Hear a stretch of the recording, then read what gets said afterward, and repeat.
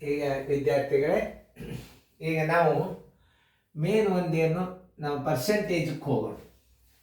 ಶೇಕಡ ಅಂದರೆ ಏನು? ಪರ್ಸೆಂಟೇಜಸ್.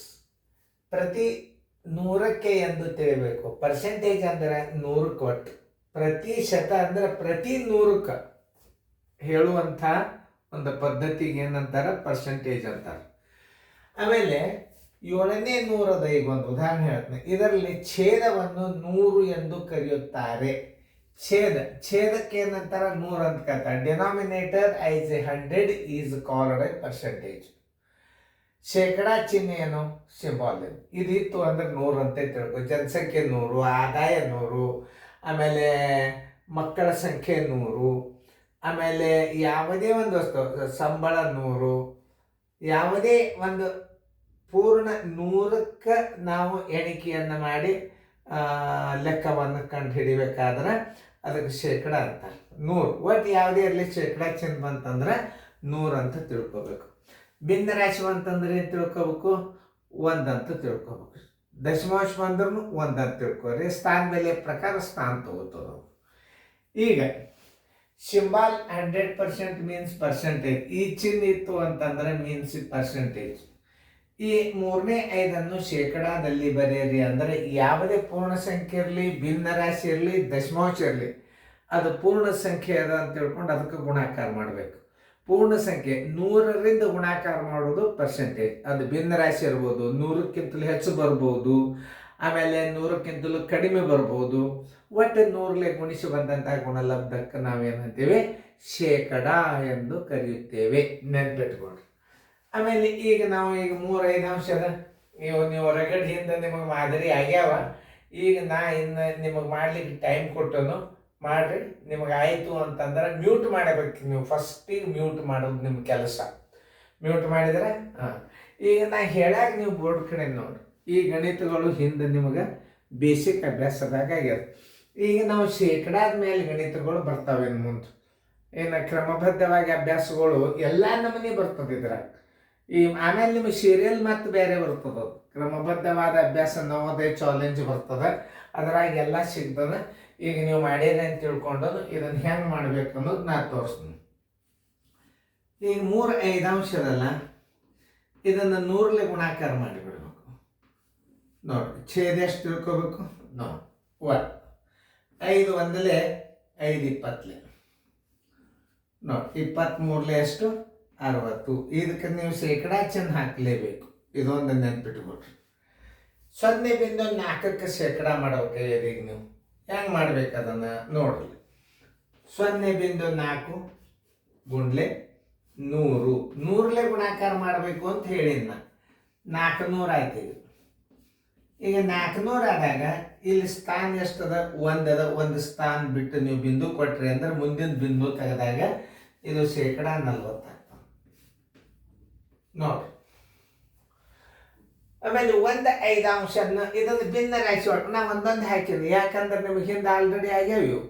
1/5 ಅಂಶನ ಶೇಕಡಾದಲ್ಲಿ ಬರೆಯಿರಿ. 1/5 ಅಂಶ ಮ್ಯಾಲ ಛೇದ 100 ಪೂರ್ಣ ಸಂಖ್ಯೆ ಅಂತ ತಿಳ್ಕೊಬೇಕು. ಶೇಕಡಾ ಮಾಡಾಗ ಅದು ಪೂರ್ಣ ಸಂಖ್ಯೆ. 5 1ಲೆ 5 20ಲೆ ಬರೋಬ್ಬರಿ 20 ಶೇಕಡ. ಎರಡನ್ನು ಶೇಕಡಾದಲ್ಲಿ ಬರೆಯಿರಿ. ಸಂಬಂಧ ಇಲ್ಲ ಅದು. ನೋಡ್ರಿ, 2 ಗುಂಡ್ಲೆ 100 ಬರೋಬ್ಬರಿ 200 ಬರೋಬ್ಬರಿ 200 ಶೇಕಡ. 5/4 ಅಂಶವನ್ನು ಶೇಕಡಾದಲ್ಲಿ ಬರೆಯಿರಿ.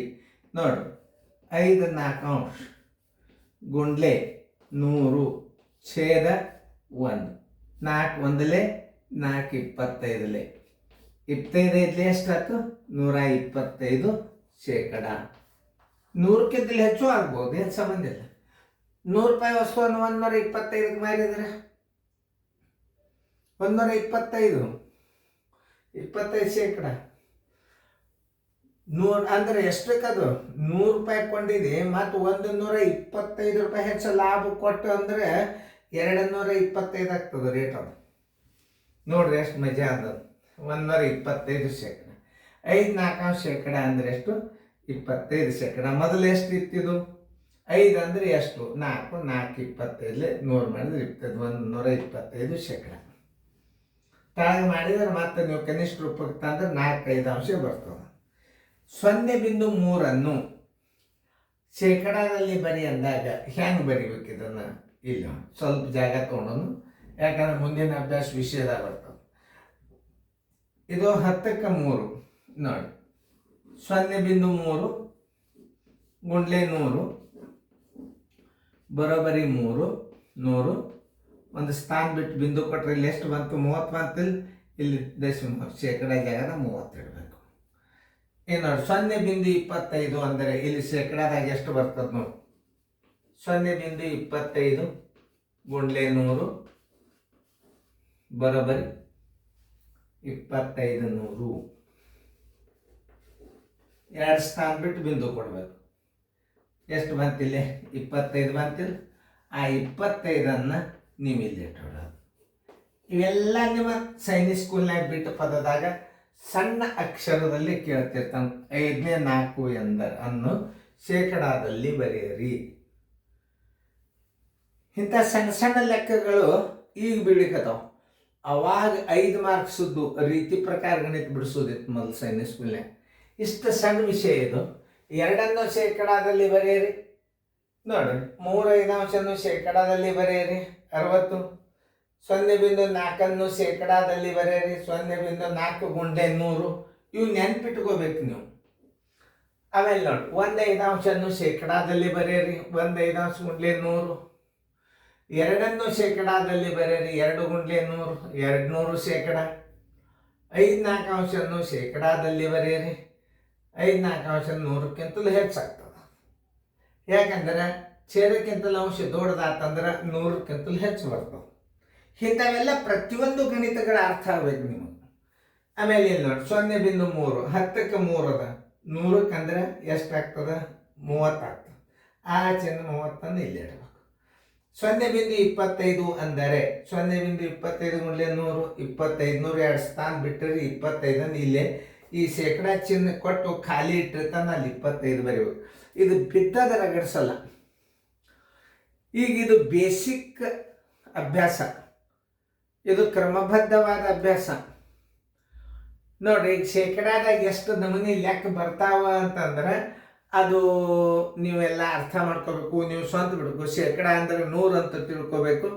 ಈ ಪ್ರಕಾರ ಈ ಗಣಿತಗಳನ್ನು ನೀವೀಗ ಫಸ್ಟ್ ನೀವು ಪರ್ಸೆಂಟೇಜ್ ಮೇಲೆ ಹಾಕ್ಯದ, ಇನ್ನು ಮುಂದೆ ವಿಷಯದ ಗಣಿತಗಳು ಬರ್ತಾವೆ.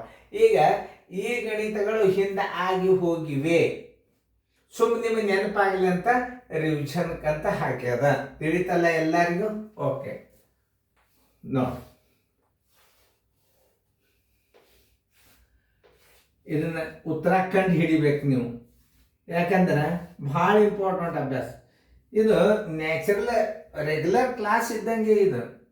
ನಾನು ಪೂರ್ತಿ ನವೋದಯ ಕೋಚಿಂಗ್ ಕ್ಲಾಸೇ ಮ್ಯಾಥಮೆಟಿಕ್ಸ್ ಪೂರ್ತಿ A to Z question paper and ನಿಮಗೆ ಕ್ಲಾಸ್ ವರ್ಕ್ ಎಲ್ಲ ವಿಡಿಯೋ ಮಾಡ್ಲಿಕ್ಕೆ ನೋಡ್ರಿ. ಈಗ ಸಿಂಪ್ಲಿಫಿಕೇಶನ್ಗಳು ಎಷ್ಟು ಸುಮಾರು ಒಂದು 70 ಸಿಂಪ್ಲಿಫಿಕೇಶನ್ ನೀವು ಫಸ್ಟ್ ನೀವು ಜೂನ್ ಎಂಡದೊಳಗೆ ಎಲ್ಲ ಸಿಂಪ್ಲಿಫಿಕೇಶನ್ ಕಲ್ತು ಬಿಟ್ರಿ ಅಂತಂದ್ರೆ ಎಲ್ಲ ಗಣಿತಗಳು ಆಟೋಮೆಟಿಕ್ ಬರ್ಲಿಕ್ಕೆ ಚಾಲು ಆಗ್ತಾವೆ. ಲಕ್ಷ ಕೊಟ್ಟು ನೋಡ್ರಿ, ಚೆನ್ನಾಗಿ ಬಿಡಿಸ್ಬೋದು.